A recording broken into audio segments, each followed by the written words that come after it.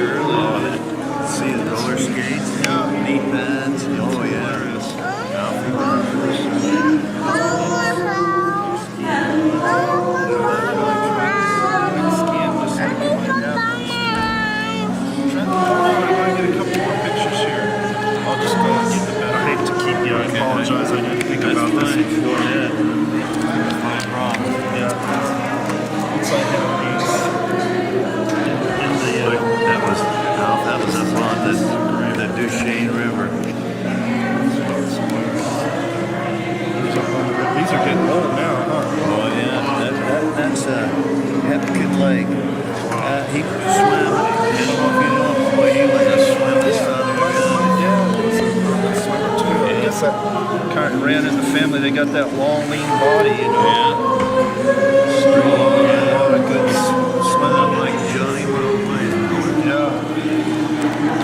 Yeah, I didn't have to worry about a drunk, that's for sure.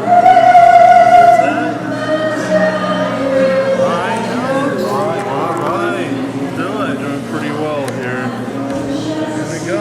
Oh, that's a great picture, isn't it? Yeah. Who's that little kid there? I think that's one of the spores when I think. It's just good to see a good group show up for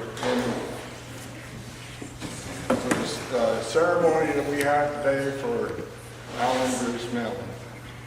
We'd like to start with an opening prayer, and we'll come upon Trenton Mellen, who is a nephew, to give that to us now. Our Father, in heaven, we thank you very much for this day. Amen.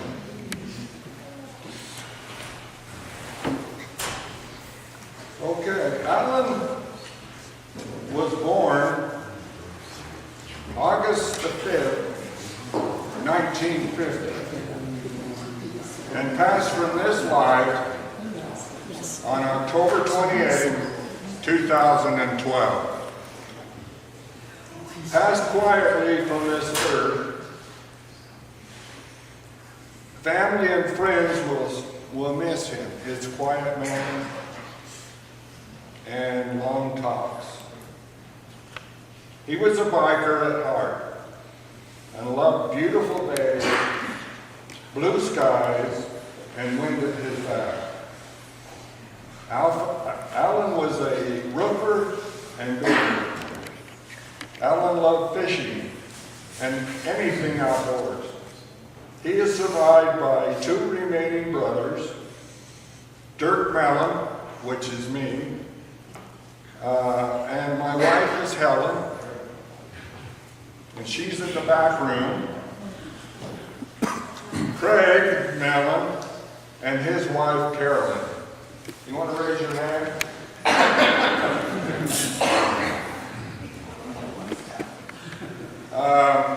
Vance Mellen, who is second in line in the family, has passed from this life. But his wife Barbara, raise your hand, is here today. And we appreciate all those who are participating this day.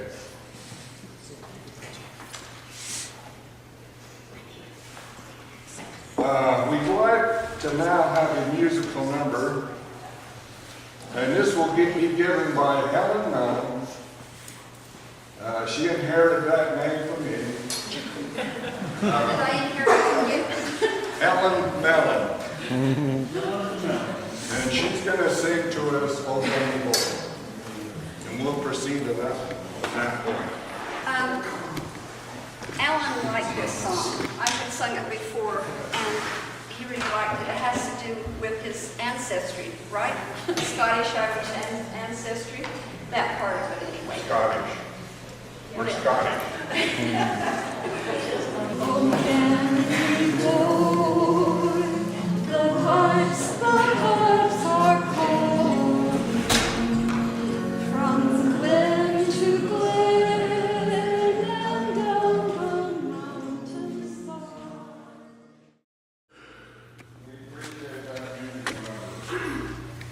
Now we'd like to open it. Those who knew Alan and the association that they had with him, now it's your turn to talk about it. And we would appreciate every comment, just remember, we're all friends, so don't be timid. If you have something to say, we'd like to hear from you. So we'll turn it over to the group. Well, Alfie was a wonderful man. We all loved him, and he had a giant heart. Him and I had a cabin together for several years up on the Duchesne River. And it wasn't a very big deal. It was primitive. We had all our water and all that, but we just loved going there. And I finally got another in there this year. I tried to get him to come up there with me, but he was pretty busy and preoccupied the whole time, so I tried to get him. But I sure wish we could have got him back up there, because we really enjoyed life up there, and everybody, all of our friends that came up there knew how much he liked it up there. We're sure going to miss that guy.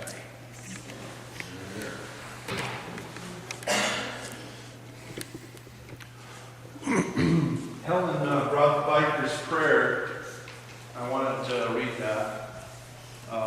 Biker's Prayer it's over here on the table too. May the sun rise in front of me, the rain fall behind me, and the wind follow me. May the angels guard my travels, for they know what is ahead of me. Keep me safe through rolling hills and swirling turns. Let the eagle guide me to the mountaintops. Let the moon's light guide me through the night. Lord, thank you for letting me be a biker. I'm Al's nephew, Vance Mellen Jr. I'm not really junior, but close to junior. And I used to come out all the time to Utah. We grew up in Kansas, but we'd come out every couple of years. I remember the thrill of getting on an airplane and coming out to visit Grandma Mellen. Grandma Mellen was quite a fun character. Those of you who may have known her. I could tell a million stories about her, but part of the package was whenever I got to visit Grandma, Uncle Al was always here. And he would, he'd either have his Corvette he was working on out in the garage or his motorcycle. And so one time my dad gave me an old motorcycle, and I was trying to fix it up the best I could. I was down at BYU trying to get through school, and that was about my only mode of transportation, was this old motorcycle that my dad gave me. And I remember my dad and I and Al working on it, and Al would give us tools, and we worked all over my motorcycle right next to Al's motorcycle. And then I remembered going into the house, and Grandma Mellen really gave us a good yelling at, because for some reason there was grease all over the walls by the time we were done. She was very upset about that. I remember my poor dad looked like a spanked little boy. We ended up wiping down the walls for about 4 hours that day. But Al was, when I was real young, I would go and ask Al if I could get a motorcycle ride from him. You know, for the whole time I was at Grandma's, they'd say, when can we go on a motorcycle ride? When can we go on a ride?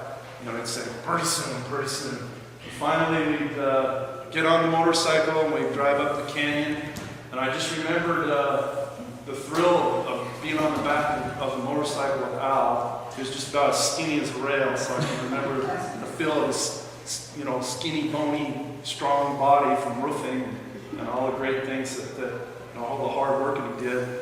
And so we would ride up the valley, and I remember at first I'd always be a little embarrassed and nervous, because, you know, Al's quite a character and has quite a look to him, and here I am, a pretty boring little kid from Kansas. I remember being pretty thrilled riding up the canyon with him, and eventually, though, I would get more and more confidence, and I'd start to realize, you know, it doesn't really matter how you look, how you dress, how you act, whether you have leather chaps on, or a leather jacket, or whether that seat was so skinny and hard that it was giving me a sore butt. None of that mattered. I didn't care about how anybody looked at me. I started I think Al sort of at an early age gave me a sense of confidence and not worrying about what anyone thought about you. That really helped me a lot as a young person. So much so that I actually made a movie. I want to encourage everyone to write their email in a way that I can actually read it on here. And then I will send you a link to this little movie I put on YouTube about 10 years ago. I made this probably 20 years ago. It was my first student film. And it's Al. I had a friend act me. And Al gives this kid a ride, and everybody gives him dirty looks. But the kid slowly learns to not worry about people looking at him with dirty looks and stuff, because he realizes who the hell cares what anyone else thinks. So that's this movie here, and I'm also going to try to take a lot of the pictures that we collect and stick them on this movie, and so everybody can have a nice memento. Whenever you miss Al, you can look at the movie, maybe remember him a little bit. One last quick little thing to say is I remember Al, my sister and I spent probably 2 days at McDonald's filling out a family reunion. You could win a family reunion, and McDonald's would pay for it, and you could bring 2 people from anywhere in the continental U.S., whatever that means, and they would come to your place, and McDonald's would give you an all-you-can-eat breakfast. So my sister and I literally, for 2 or 3 days, camped out at McDonald's, filling these out. And finally got to the point where I would mark a little V on the corner, because I wanted to know if I won or she won. All right? She always claims that she won. I think I won. But we won the McDonald's family reunion. We flew out. I remember seeing Grandma Mellen come off the plane. And I remember Uncle Al came off the plane right after, and I just remember just thinking, this is awesome. So we had Al with us in Topeka, Kansas for about 4 or 5 days, and had the all-you-can-eat McDonald's breakfast. I think it was one of the thrills of his life and the thrill of my life.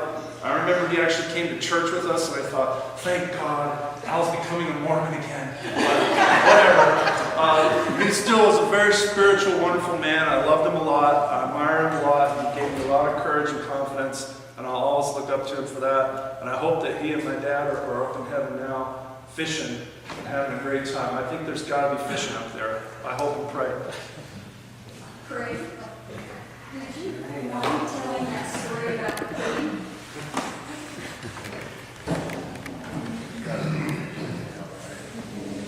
Well, if you want stories, Al is super fodder for stories. I mean, it seemed like that his life was surrounded with, what do you call it, irony and drama. And it's just his nature.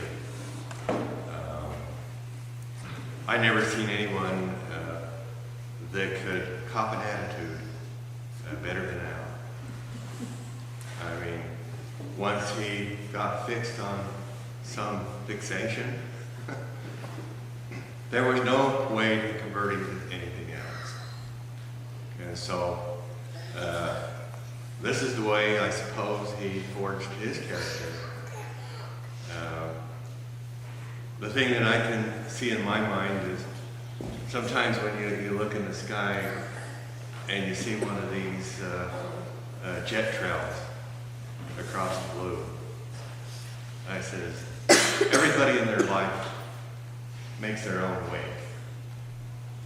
And if you're traveling at your own speed, at the speed of your own life, you're going to leave this wake behind, right in the blue.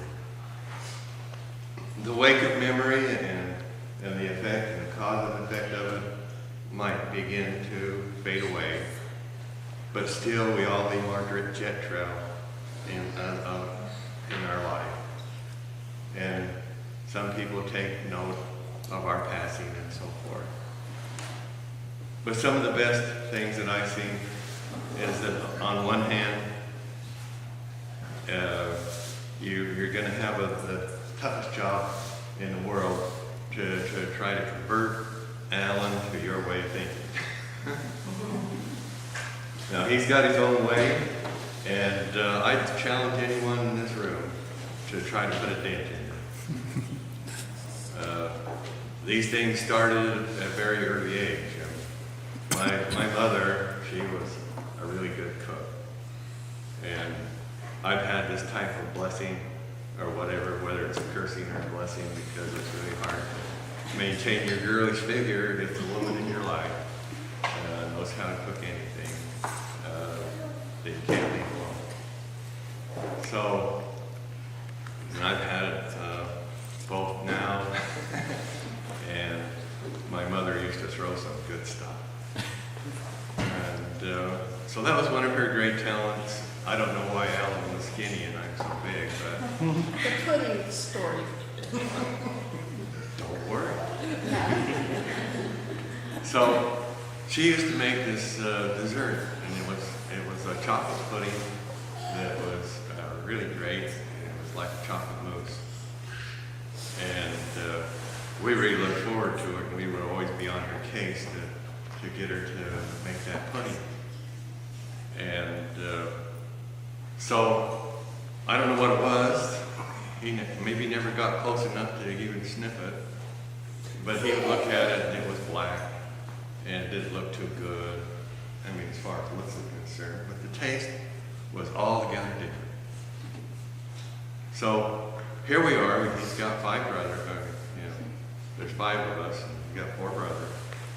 And we're all sitting there eating that pudding and like we're living in heaven. And he'd take a look at us, and it would never catch on to him that it might be good. And we'd nudge him a little bit and say, "Hey, Al, have some pudding." And he says, "No, I'm not going to have any of that. It's awful." And just copped an attitude against it. So, I mean, I tell you, this thing went on for years. And we're all sitting there enjoying it like it was the best thing that was ever set before you. And he wouldn't take that as a witness, or he wouldn't believe us that it was good.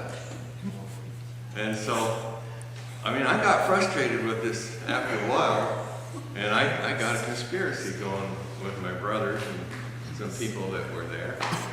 And I says, we got to get on his case and make sure that Alan gets a taste of that pudding before he dies. And we figured that if we could get a spoonful of it in his mouth, that it would begin to register and he would get converted. And so we ascended on him.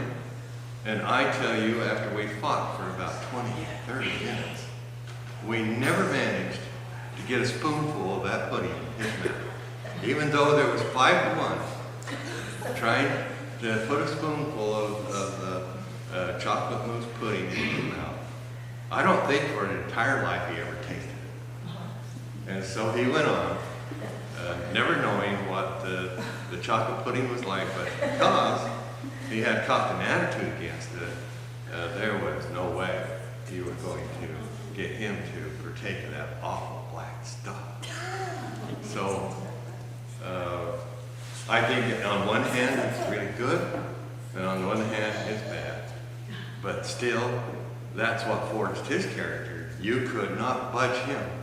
If he had made up his mind for something, there was no way an army could change it. And this is one of his, what it might be a downfall, but I think it's a real strong point in your character when you can't be bought and you can't be changed and you can't be influenced by anything but your own, what is it, course that you have towards in life. Another story I'd like to tell is for 3 years, me and Al run a circuit taking hay down to California and bringing roofing material back up here in Salt Lake. A wonderful guy named Bob Hinckley. I did a roofing job for him, and when I was through, he says, I've taken a liking to you, and he says, why? And he says, I don't know for sure. But he took me out in the backyard, and there was this beautiful Diamond Rio truck. He says somebody had ordered it with everything you could imagine, and then they didn't show up to take it. He says it's been sitting there for about 2 years, and he says, I want to get rid of it. He says, would you take that truck as part of your payment? And I says, I don't know anything about trucks or hauling anything. But anyway, so I accepted the truck and tried to put it to work. And that's why we were hauling hay down to California and bringing roofing back. And we were the greenest truckers you ever saw in your life. Talk about starting from scratch and not knowing anything. The biggest thing we had to learn is how to tie down load. You know, most people put their trucking stuff inside a trailer so it can't fall out. We'd have been very smart to do that. But I remember going down to coming across the desert to Tehachapi, and we had our first load of con-glass material, and we thought it was tied down pretty good. We did what we thought other truckers did. And so we come down out of there, and there was this great big dip that came straight down and back up, I guess almost a mile up. And I says, oh man, these dips are pretty good. I says, you can pick up speed going down and make up the difference going up the other side. You don't have to run as much gas, or fuel. And so anyway, I poured on the coals and I come down there and started back up, and all the laws of physics were against us. And we dumped the entire load on the freeway. And all these rolls. And so we became, for the rest of that trip, we became fugitives of the law. Because everybody in California was looking for us, everybody in Nevada was looking for us. And we drove the truck down a narrow dirt road, and then we put a tarp over and we waited till dark. And we could hear the chatter on the CB, and them looking for us, and if anything, almost to the point where they were giving a reward to find the people who dumped that load on the freeway. So, and Alan was always concerned about the load after that, and I was concerned too, so I says, don't worry, Al. I says, we're going to cover it with insurance. And I tell you, the insurance company got pretty mad at us for so many claims. So the only other part of that is that I says, okay, Al, it's your turn to get in the sleeper while I drive. And he says, what do you mean? White man can't drive. And he would never go back and rest while I was driving, because it wasn't him who dumped any of those loads on the freeway. And it wasn't him that had a big long line of citations. And he says, the main thing, he says, somebody's going to watch out for you.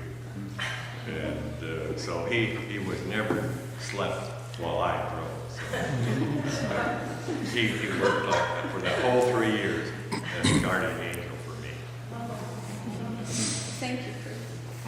Thank you. I just wanted to say this is going to be so hard, but I just want you to know how much Alan loved all of you.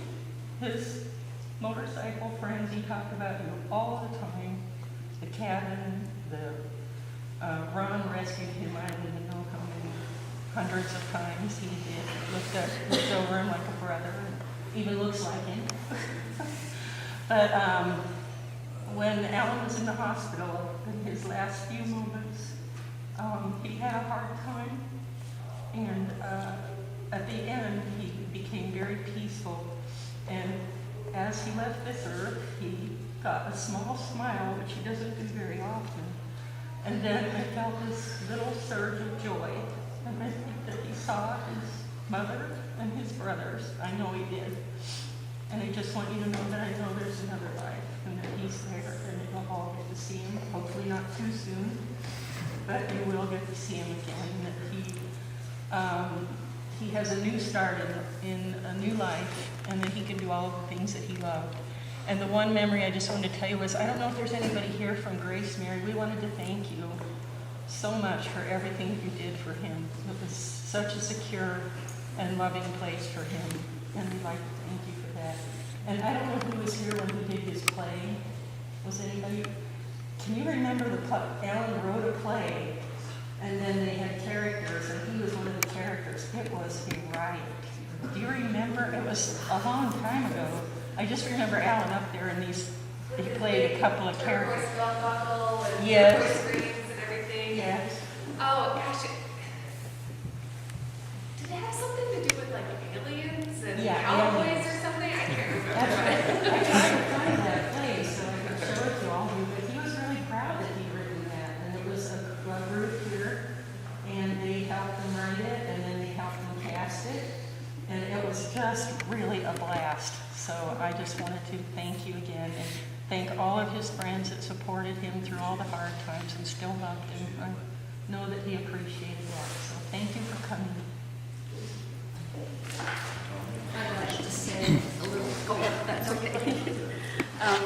Barbara and I shared, what, 3 to 5 days watching over Alf in the hospital, and he started out in the ICU unit upstairs in the ICU unit upstairs in the hospital, and then he was moved down to the ICU respiratory thing, and we just felt such a connection. We just didn't want to leave him, and I'm glad we didn't, because we shared some very sweet moments up there, and he had suffered so much with this cirrhosis and pneumonia and several other things that he had problems with. But when he passed away, he had the most peaceful, sweet expression on his face, and we felt that spirit when we were there with him. He was a kind man. I wish that he had been able to lick the problem he was having with drinking, because the other part of him just needed that life, that part of his life, to share with the rest of us. And I noticed in these pictures that were brought in, they're wonderful. You can tell where the brotherhood is with the bikers and with family members and things like that. And we would just want to thank you all for the part that you've played in his life. I know it meant a lot here. He was always talking about people here and how much he enjoyed being here. So I wish to thank all of you. We appreciate it as a family so much.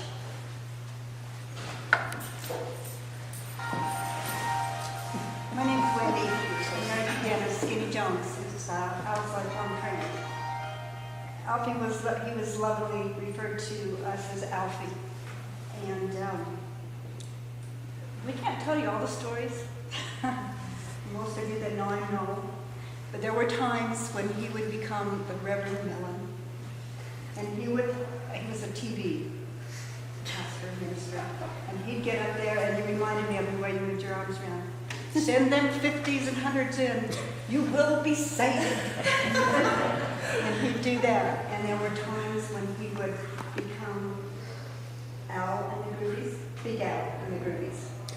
I'm sure you guys that knew him knew what he'd do, how fun he was.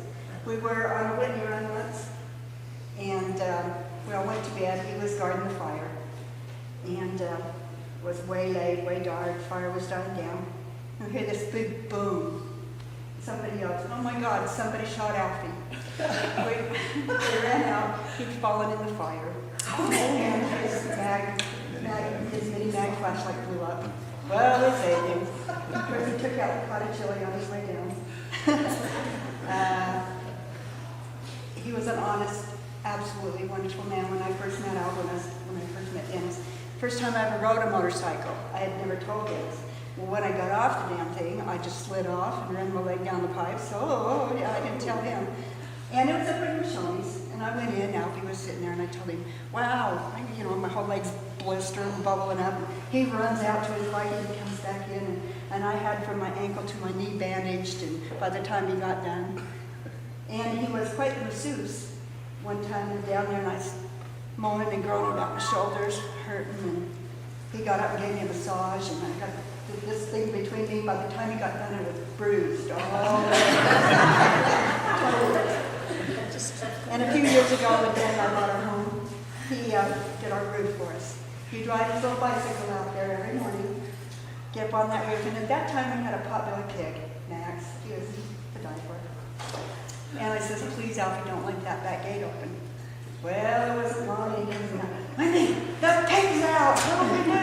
And we're out there on the street trying to herd this pig, him and I trying to herd this pig hated me, and I hated it too. He used to tree me.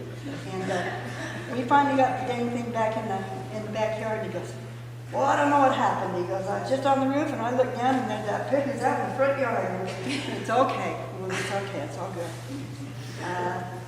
A lot of our rides we went on together. We're just people that ride bikes. We're not a gang. We had the best time. And he was so funny with his bike.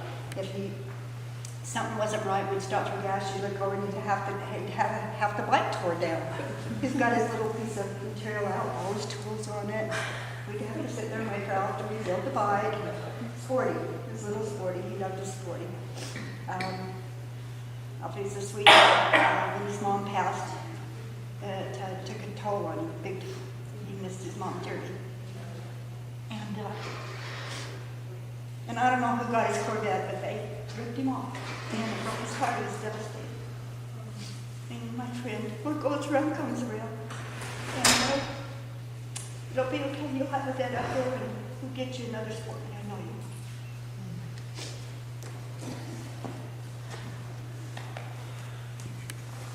Hi, my name is Denise, and I live here at Grace Mary Manor. And I got really close with Alan in the last, I'd say 7 months, ever since I came out of the hospital with cirrhosis of the liver. And he came to AA consecutively. He was so loyal with his books. He'd never forget his books. He even brought his glasses where he could read. He even started reading, and he was getting so involved. And there was something that did nudge out, and it was the Holy Spirit. It's Jesus Christ, our Lord Savior. Whenever we spoke with him, he was so full of spirit and so full of just faith, and he just wanted so hard to make it. He gave it everything he had. He came in one time, and he was dressed in his leathers and his turquoise, and he talked about you all the time. It was always about his family and all the people he rode with. A smile would come on his face. I seen him smile a lot when he talked about you in our meetings. And I just want to let you know he loved every one of you so much, and that he just knew that you loved him. He knew he did.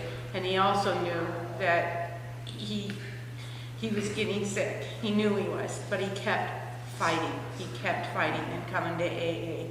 And I just wanted to let you know, he told me once when I told him my story, this is when I started getting close with him. He told me, he came up to me, this is how much he cared for everybody else. He came up to me and he said, no matter what you've done in the past, no matter where you've gone, Denise, you'll always be special to me. And that was Alan.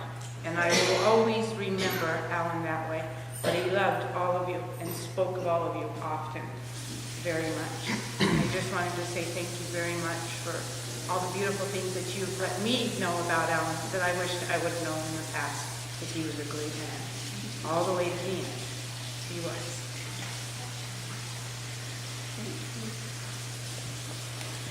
Hi, my name's Carl. I'm not family. Yes, you are. You're extending them. How I got to know Al was, I used to live here, and I was the president of the board, and we would do activities and whatnot. And so I was involved in things, so I'd run into people and they'd talk. One of the things I liked about Al was I could tell there was so much in him. And every once in a while, he didn't talk much. He didn't say a lot to people. But every once in a while, he would pull me aside and he would tell me of those things, all those things that he did, that he was. And I know he wanted to get back to it, but I could tell that he had a rich life just by that, talking to him in that way. And, back up what Denise says, he was really, it always felt like, to me, like there was something he wanted to unburden. But he really cared. He really cared a lot. He would pull me aside and he would talk to me about, because I'm doing a lot of community work, and he would always say how much he wanted to see for other people. He always cared about other people. Anyway, not knowing what comes out of a person or what's in a person, we did a karaoke thing here one time. And everybody's having a good time. And, kind of hard to get people to come up. But anyway, here comes Al. He big, tall Al. And he comes up, and boy, what came out of him, it woke the crowd up. He did a country song. I can't remember what it was, but I was like, whoa. I know he liked music, too. But to the family, all my condolences to you. I can tell he died a rich man. If I have half the people come to my going away, as is here, and speak so well of him, I'd be a lucky man. Thank you all for coming, and that's all I had to say. Thank you.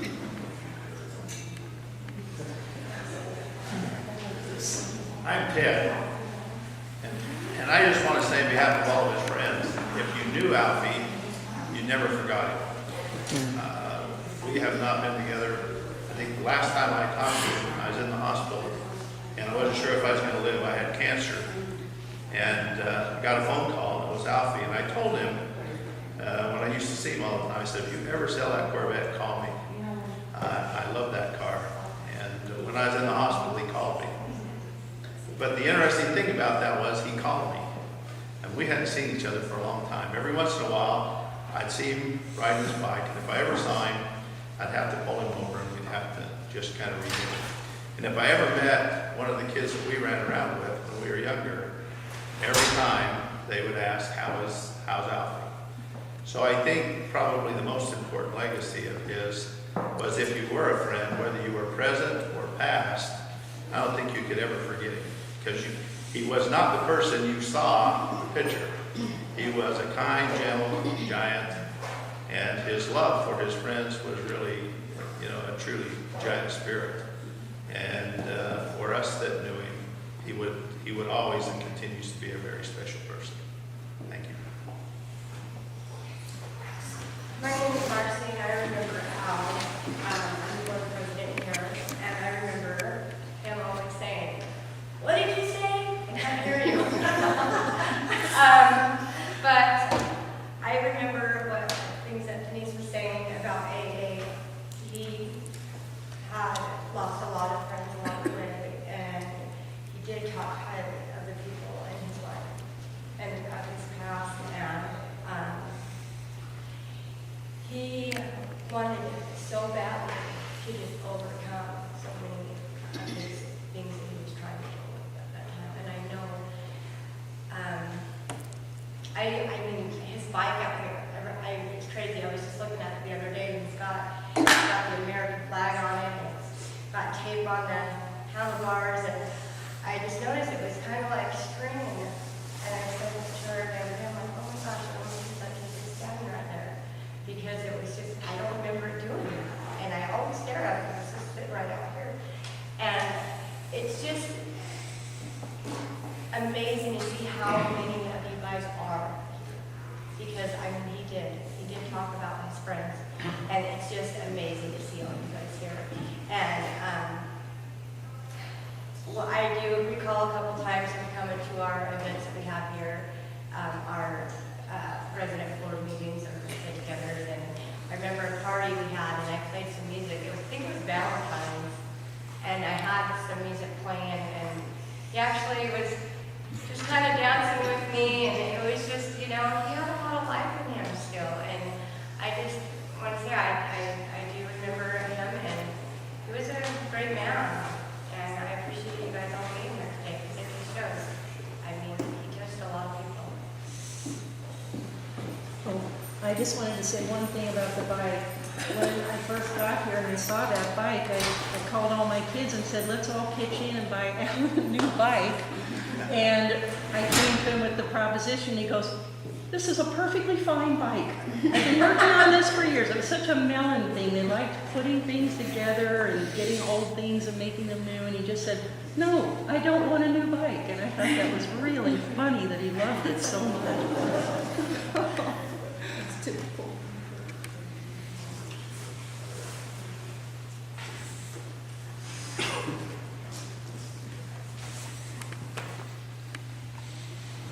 I'd like to give a few remarks. We appreciate the words that have been said in Alan's behalf this day. We're grateful for his spirit. We'd like to thank all those wonderful people who have helped in any way, cared for, listened, and encouraged Alan to lift himself up and carry on in life. Alan was a quiet, gentle person. He would love to spend time with others. His struggles with challenges in life, and we'll miss him. Just a little background on Alan. The surname Mellen comes from Scotland. And there was an M-A-C on the front, and it was spelled a little different. But when a lot of people came to this country, and he left, great-great-great-grandfather left Liverpool to come to this country. And but his heritage is from Scotland.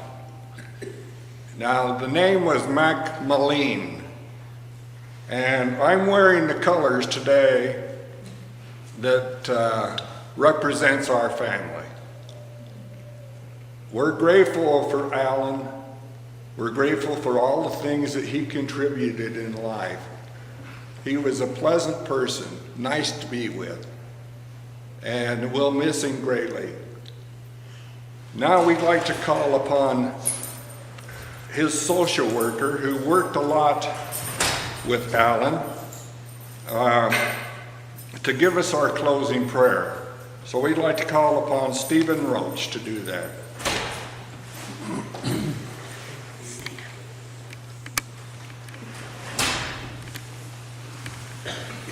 But he was a man of few words, so I chose a shorter poem that we can close on, and it's really good to see everyone here from all the different parts of his life. I think we all know he was a pretty special guy.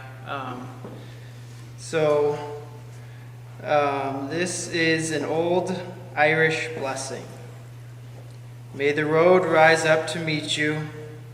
May the wind always be at your back. May the sun shine warm upon your face, and rains fall soft upon your fields. And until we meet again, may God hold you in the palm of his hand.